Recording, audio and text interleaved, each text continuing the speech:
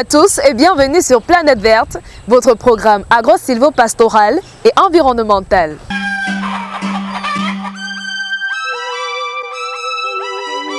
Le rendu de ce jour donne la part belle à l'économie verte. Cette économie verte est l'amélioration du bien-être humain et de l'équité sociale, tout en réduisant les risques environnementaux et la pénurie des ressources. Au-delà de protéger l'environnement, l'économie verte constitue une niche incommensurable d'emplois, qualifiée d'emplois verts. Pour en savoir davantage, nous sommes allés à la rencontre des acteurs de ce secteur porteur et vous livrons le résumé consigné dans le film documentaire À ma suite.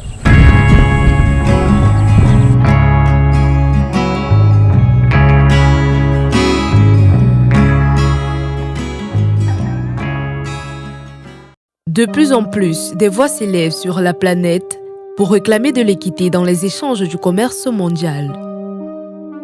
Elles en appellent également à une gestion plus raisonnée des ressources pour maintenir l'équilibre naturel et à l'adoption des comportements sociaux respectueux de l'environnement. Ce sont également des exigences de l'économie verte. Un modèle économique qui permettra à coup sûr de lutter contre les nombreuses inégalités qui ont longtemps fait la part belle de l'économie conventionnelle.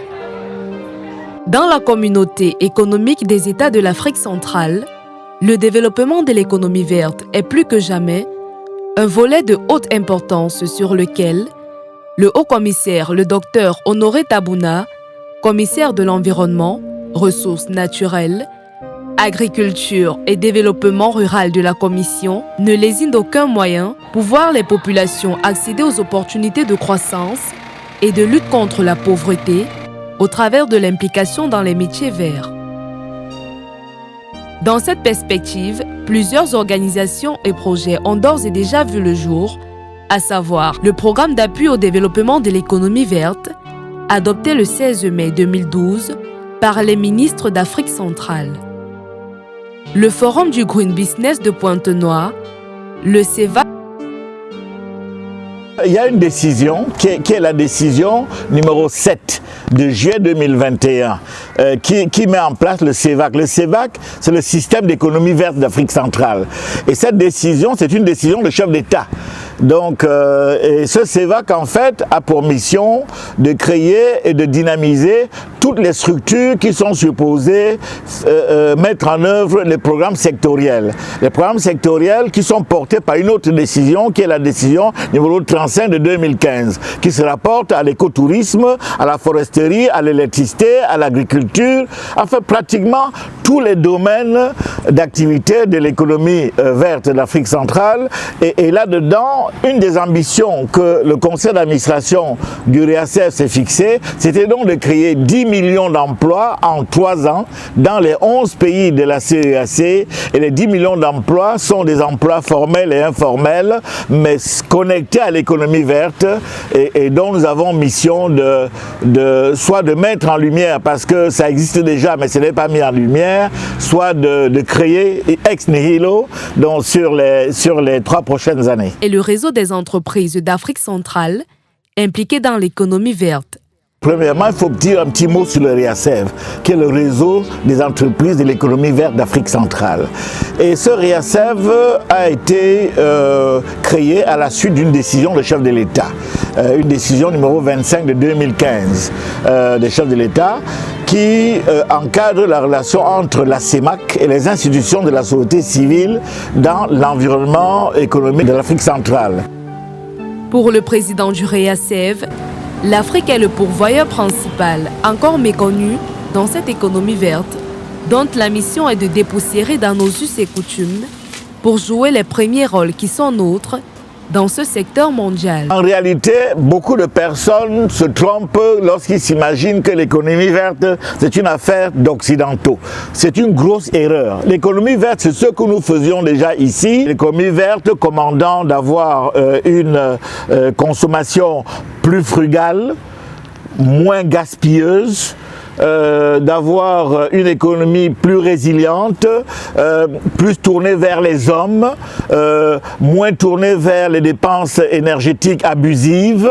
Voilà, c'est ça l'économie verte. Et là-dedans, les Africains doivent faire preuve d'innovation. C'est-à-dire que les Africains, du fait que nous avons le potentiel de développement de l'économie verte le plus puissant de la planète, nous devons donc être ceux qui tenons les rênes et qui apprenons aux autres, après avoir dépoussiéré dans nos traditions, dans nos cultures, les pratiques d'économie verte qui sont non mises en lumière à travers notre économie classique, dépoussiérer tout ça et créer des modèles économiques tournés vers l'écologie et que nous devons apprendre aux autres peuples de la Terre, notamment les peuples d'Occident qui pendant longtemps se sont imaginés que les ressources de la planète étaient intarissables et ils ont pensé que leur modèle économique était le modèle de référence. Ils sont conscients maintenant que leur modèle n'est pas le modèle de référence, mais nous on doit donc aborder l'apprentissage à l'Occident de manière décomplexée, la nouvelle manière de considérer l'économie de la planète. Les secteurs et métiers de l'économie verte sont divers et variés. Ils touchent pratiquement tous les domaines d'activité connus de l'homme.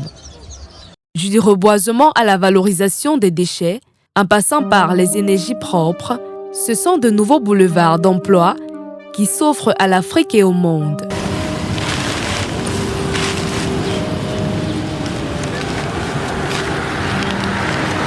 Au Cameroun, plusieurs individus marquent un intérêt particulier pour l'économie verte.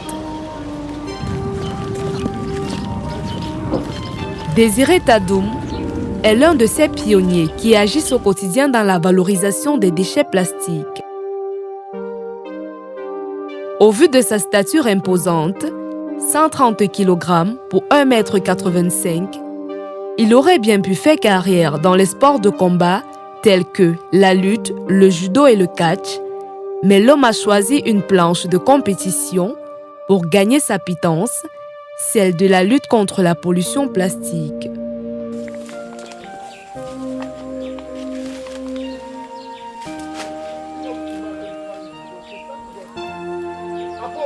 Désiré met la TDS sur pied en 2016 pour ce qui est de la formalisation de son entreprise, mais sur le plan informel, elle existe depuis 2011. Dans l'informel, on a commencé depuis 2011. On travaillait toujours, mais en formel, on a commencé en 2016. On a fait plus de 10 ans dans le recyclage plastique. Ce n'est pas au hasard que Désiré a placé son usine de fortune au bord de ce cours d'eau.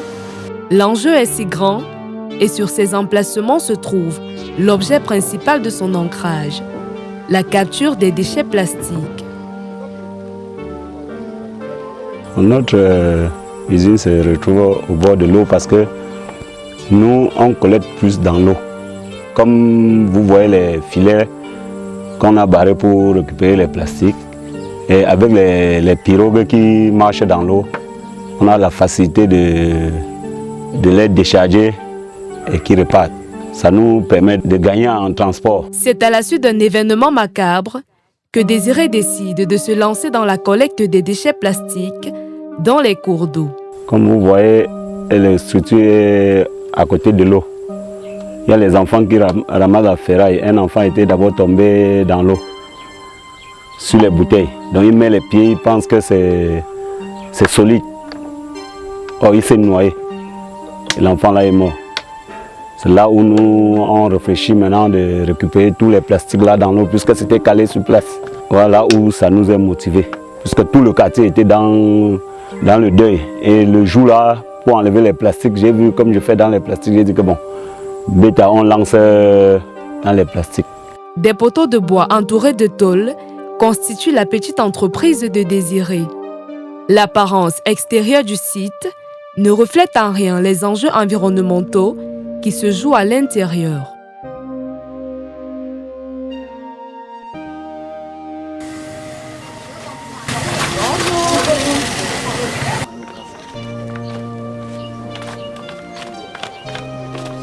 Désiré et ses collaborateurs ont suivi une formation sur la gestion des déchets plastiques et forment en permanence les nouveaux employés. J'ai eu la formation avec d'autres entreprises comme Namé et avec mes collaborateurs, on forme ceux qui viennent d'arriver. À ses débuts, il bénéficie de l'accompagnement de la mairie de Douala 3e pour l'obtention du permis environnemental pour la collecte des produits non dangereux, pièce indispensable pour le ramassage des déchets plastiques. La mairie de Douala 3e nous a aidés à avoir le permis environnemental non dangereux qui nous permet de collecter ces déchets. Papa Plastique, comme on l'appelle affectueusement dans le coin, dispose dans son entreprise d'une quinzaine d'employés constitués de femmes et d'hommes dévoués à la tâche.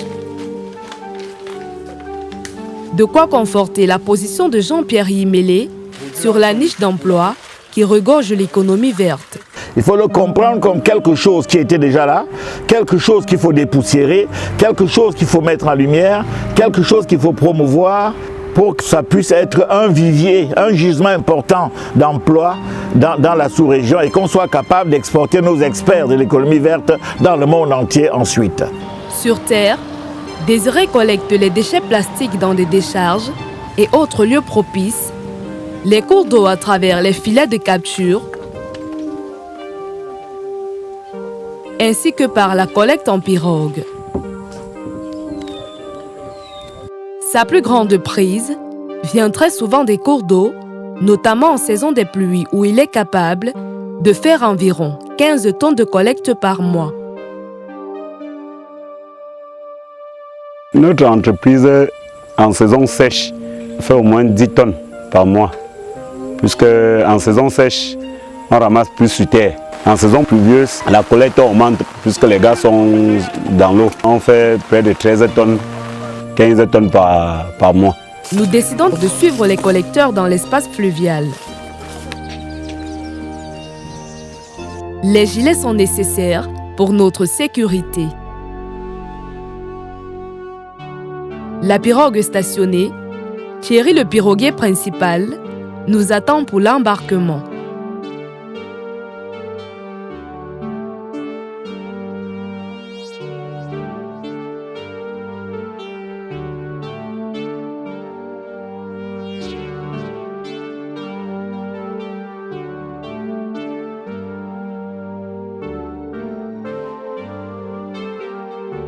Bien en sécurité à bord et après quelques minutes sur l'eau,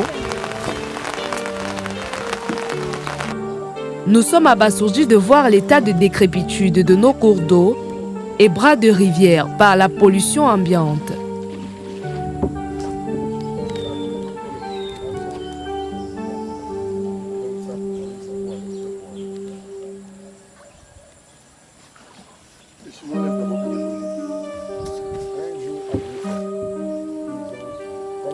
Les déchets plastiques qui végètent tout le long du rivage, associés à la jacinthe d'eau, règnent en maître.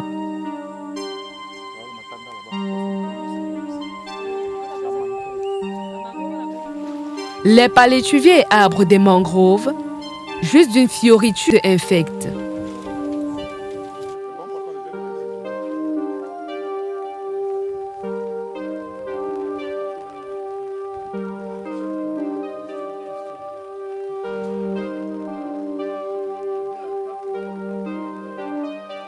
Ces hommes, en procédant à la collecte de ces immondices plastiques sur les cours d'eau, jouent un rôle de protecteur et de restaurateur de la nature.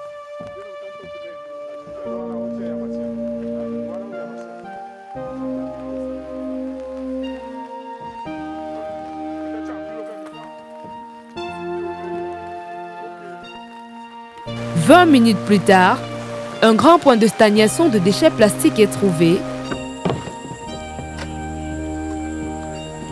La pirogue est immobilisée.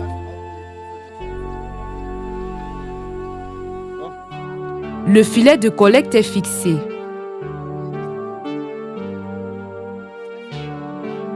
L'on procède au ramassage bouteille après bouteille.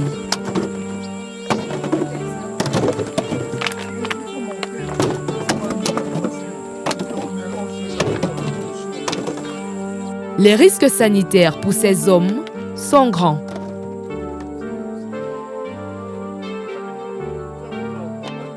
Mais leur volonté de débarrasser les cours d'eau des immondices plastiques reste au beau fixe. Pendant la première collecte, la pluie ne nous concède aucun compromis. À découvert, nous subissons sans nous plaindre la puissance des gouttes d'eau venues du ciel.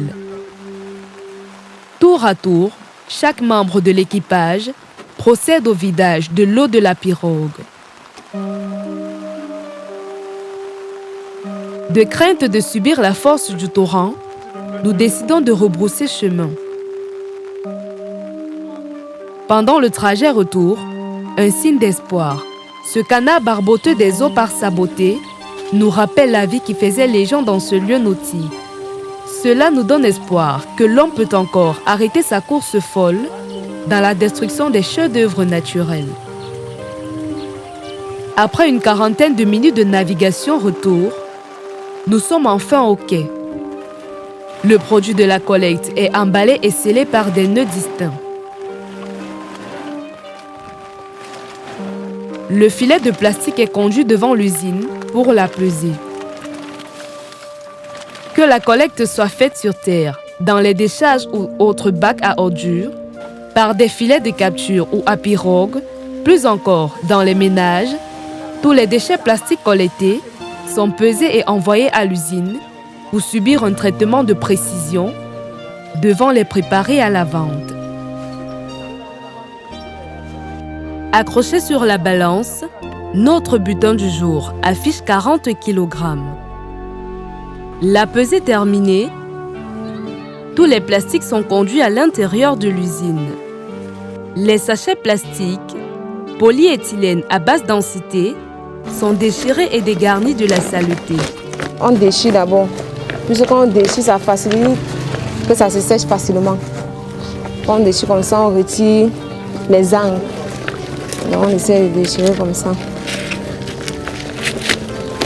Vous voyez, comme c'est comme ça, c'est lisse. Donc on retire maintenant la tête.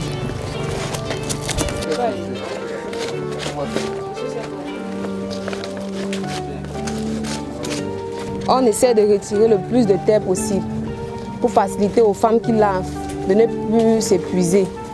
Donc juste un coup d'éponge et le papier est propre.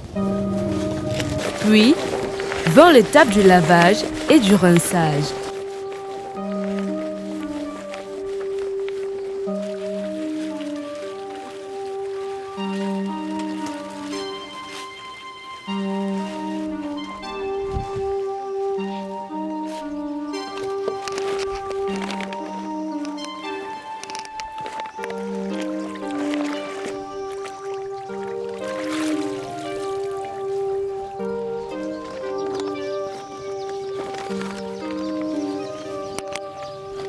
Devenus propres, les plastiques sont séchés et mis dans de grands sachets.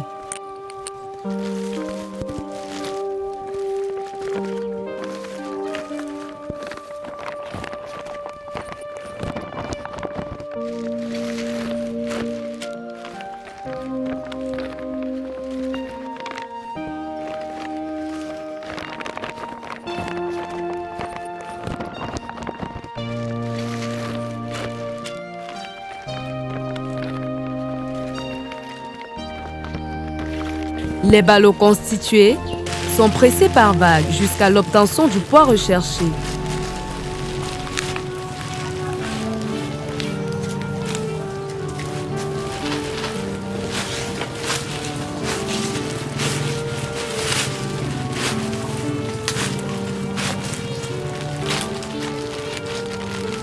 Dans la machine comme ça ici, vous voyez tant de ballots qu'on met là, c'est pour diminuer l'auteur, le volume des ballots. Donc là, ça peut prendre à peu près 25 ballots. La presse réduit le volume, après on passe au séclage. Là, en ce moment, je bloque.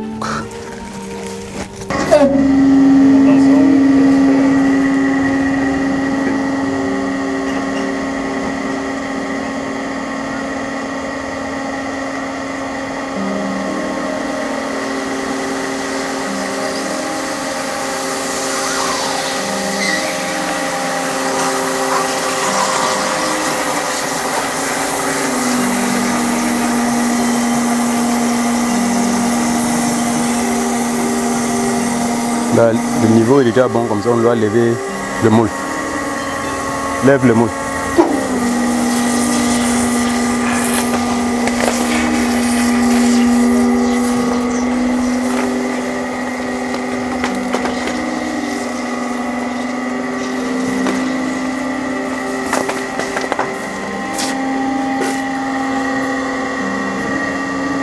Lève encore. Les blocs de plastique cerclés sont par la suite entreposés en attente des clients nécessiteux. Là maintenant on lève la masse. Là le ballon est déjà prêt.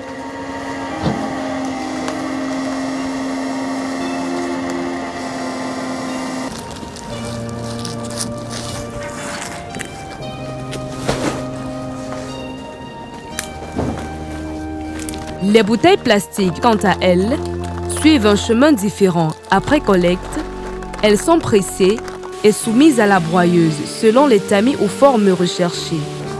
Donc voilà un exemple des bouteilles que vous trouvez déjà pressées là. Là on débouchonne, comme vous voyez là. Les bouchons vont aussi à part. Il y a le scellé.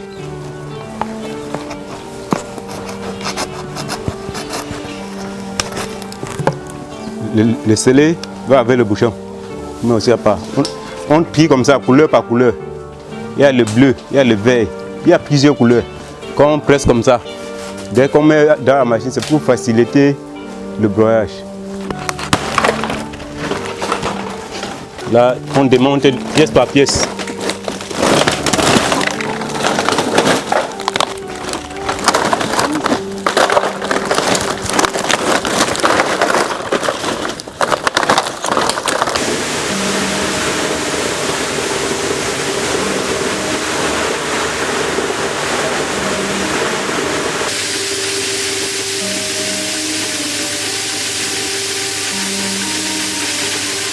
Après cette étape, les granules obtenus vont être lavés à la main, d'où l'une des difficultés logistiques majeures auxquelles sont confrontés Désiré et ses collaborateurs.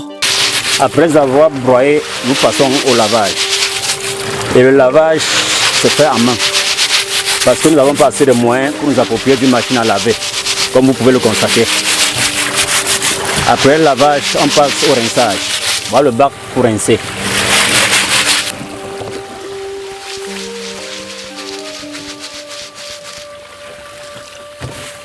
Toute la production obtenue est séchée jusqu'à perte totale de résidus d'eau en surface. Vous voyez, vous allez étaler les bâches partout. Nous employons cette méthode de séchage justement parce que nous n'avons pas assez de moyens pour nous approprier d'une machine à sécher. Car nous n'avons pas assez de moyens. Mis dans les sacs et conditionnés sous 50 kg de poids constant. Les produits ainsi obtenus sont également revendus à des partenaires de l'entreprise. L'affaire ne roule pas sans risque. Avant, j'ai déchiqueté, j'ai donné aux Chinois. Je travaille avec les Chinois. Bon, après, ils ont, pour le financement, eux, ils ont bouffé l'argent, ils sont partis. Donc, ils ne sont plus là. Actuellement, je travaille avec Supermont. Pour ce qui est des difficultés, Désiré en rencontre au quotidien, malgré les opportunités du secteur. L'entrepreneur émet les vœux de pouvoir profiter des formations plus pointues, d'une logistique beaucoup plus appropriée, dans le but de recruter plus de jeunes.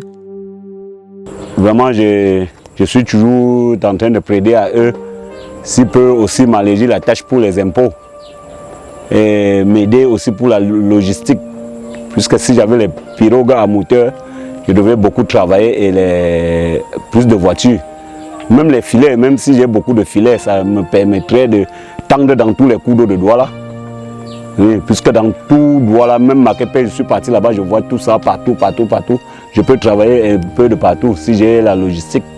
Avec près de 15 emplois permanents et une vingtaine de temporaires créés autour de la valorisation des déchets plastiques, dans sa petite entreprise, Désiré démontre par son engagement que l'économie verte nourrit son homme et constitue un vivier d'emplois verts inaliénable.